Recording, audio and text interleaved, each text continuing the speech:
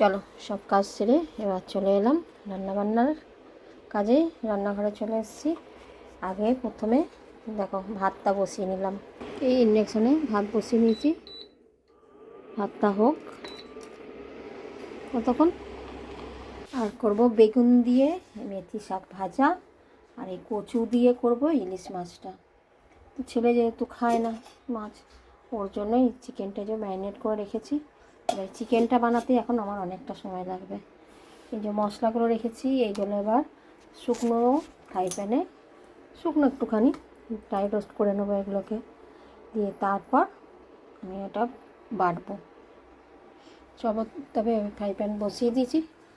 তার আগে মশলাগুলোকে শুকনো বেটে নিই। শুকনো খোলায় আর কি নেড়ে নেবো একটুখানি পোড়া পোড়া হবে, তারপরে বাটবো। এই যে গরম হয়ে গেছে ফ্রাই প্যান, এটা এবার সব দিয়ে দিলাম। পেঁয়াজ, আদা, রসুন, লঙ্কা, টমেটো সব দিয়ে এটা নেড়ে নেড়ে একদম শুকিয়ে পুড়ে পুড়ে যাবে, তারপর নাপিয়ে আমি বাটবো। এদিকে ততক্ষণ এটা হোক, ওইদিকে ততক্ষণ আমি মাছটা ভেজে নিই। এই কড়াইয়ে তেল দিয়ে দিলাম, এইগুলো গরম হয়ে গেছে। আমি মাছগুলোকে ভেজে নিই।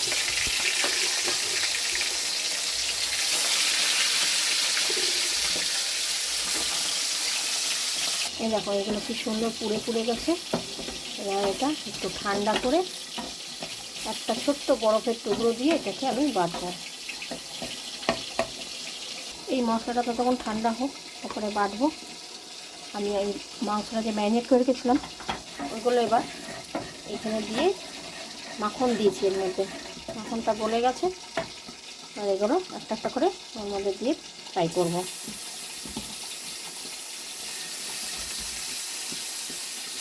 এরকম আলাদা আলাদা করে দিলে ভালো হয়, ছেড়ে যাবে তাড়াতাড়ি। মানে পোড়া পোড়া হবে, তারপর না হবে। এরকম চিকেনগুলো এক পিঠ হয়ে গেছে। এবার এক পিঠ আমি এরকম এই স্টংটা দিয়ে উল্টে উল্টে দেবো, দিয়ে ওই পিঠটাও একটুখানি পোড়া পোড়া ভাজা ভাজা মতন হবে। তারপরে খেতেও ভালো লাগবে, টেস্টটাও ভালো হবে। এইভাবে উল্টে উল্টে দেবো। এটা বড়ো বড়ো পিস থাকলে আরও বেশি ভালো হতো। আমি তো চিলি চিকেনের বলেছিলাম, তাই ওরা চিলি চিকেনের পিস করেই দিয়ে দিয়েছিল। আর একটুখানি ঢাকা দিয়ে রেখে দিই। সেটা হোক। এই সবগুলো হয়ে গেছে। এরকম দেখো কী সুন্দর পোড়া পোড়া হয়েছে, দেখতে পাচ্ছ? এরকম হবে। এগুলো কি উনুনে ভালো হয়, গ্যাসের থেকে উনুনে বেশি ভালো হয়। তাহলে এগুলো নাবিয়ে নিই। আর একটুখানি মাখন দিয়ে দিলাম। বাকিগুলো যেগুলো আছে এইগুলো এবার একবারে দিয়ে দেবো। এদিকে মাছগুলো সব ভাজা হয়ে গেছে। এবার তেলের মধ্যে দেবো একটু কালো জিরে আর কটা কাঁচা লঙ্কা। ওই তেলে আবার এই কচুগুলো দিয়ে দেবো। কচুটা আমি একটু ভাপিয়ে জলটা ফেলে দিয়েছি। এবার দিয়ে দেবো নুন, হলুদ। কচুগুলো সব ভাজা হয়ে গেছে, কোনো মশলা দেবো না, সর্ষে বাটা ফাটা কিচ্ছু দেবো না, শুধু এটা দিয়ে করবো ঝোলটা। আর এর মধ্যে দিয়ে দেবো জল। ঝোলটা ফুটে গেছে, মাছগুলোকে আমি ছেড়ে দিচ্ছি এক এক করে। বেশি ফুটাবো না, একটুখানি ফুটিয়েই নামিয়ে দেবো। এই আমার হয়ে গেল কচু দিয়ে ইলিশ মাছ। নামিয়ে নিই এবার। হ্যাঁ, এই দেখো সব চিকেনগুলো ভাজা হয়ে গেছে। এই ফ্রাই প্যান বসিয়েছি, মাখন দিয়ে করব। একটুখানি সাদা তেল দিচ্ছি, একটু তেল দিয়ে তারপরে মাখনটা দেব। এই দিয়ে দিলাম মাখন, আর একটু দিলাম কস্তুরি মেথি। মাখনের মধ্যে কস্তুরি মেথি দিয়ে দিলাম।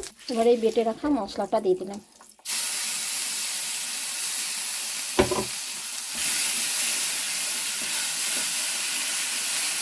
এবার এর মধ্যে নুন, হলুদ, এই রেড চিলি পাউডার আর সব কিছু ব্যালেন্স রাখার জন্য একটুখানি গুড়ের পাউডার দিলাম।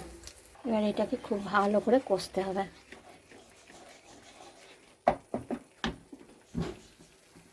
এই মশলা সব কষা হয়ে গেছে, এবার আমি চিকেনগুলো আস্তে আস্তে দিয়ে দেবো।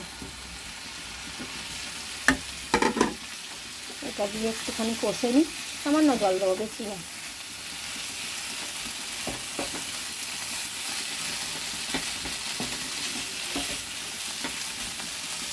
এই হয়ে গেল আমার চিকেন রান্না। এবার চিকেন বাটার মশলা, যেহেতু এই জন্য একটুখানি বাটার দিয়ে দিলাম এর মধ্যে। ব্যাস, এবার নাবিয়ে নিই। এই আমার চিকেন হয়ে গেল, নাবিয়ে নিয়েছি। এদিকে ইলিশ মাছ হয়ে গেছে কচু দিয়ে, আর এদিকে করব বেগুন দিয়ে মেথি শাক ভাজা। এই তেল দিয়ে দিলাম, এই মেথি শাকটা ভাজবো। একটা শুকনো লঙ্কা দিলাম ফোড়নে, আর বেগুনগুলো দিয়ে দিলাম। এবারে শাকটা দিয়ে দিচ্ছি। শাকটা দিয়ে ভালো করে ভাজা করি। এই আমার রান্নাবান্না সব কমপ্লিট। এই যে ভাত, তার সঙ্গে মেথি শাক বেগুন দিয়ে ভাজা করেছি, আর এই যে খোকা ইলিশ কচু দিয়ে করলাম ইলিশ মাছটা, আর এই ছেলের জন্য চিকেন বাটার মশলা। তো আমার আজকের রান্নাবান্না কেমন লাগলো তোমরা বলো। সানডের মেনু, ঠিক আছে? আর পুরো ভিডিওটা দেখার জন্য অনুরোধ রইল। দেখো, তোমাদের ভালো লাগবে, আর ভালো লাগলে লাইক কমেন্ট শেয়ার করে দিও, ঠিক আছে? চলো তবে আমরা এবার গরম গরম খাবার বাড়বো আর খাবো, ঠিক আছে? টাটা সবাইকে, সবাই ভালো থেকো, সুস্থ থেকো। আবার দেখা হবে অন্য কোনো ভিডিওতে।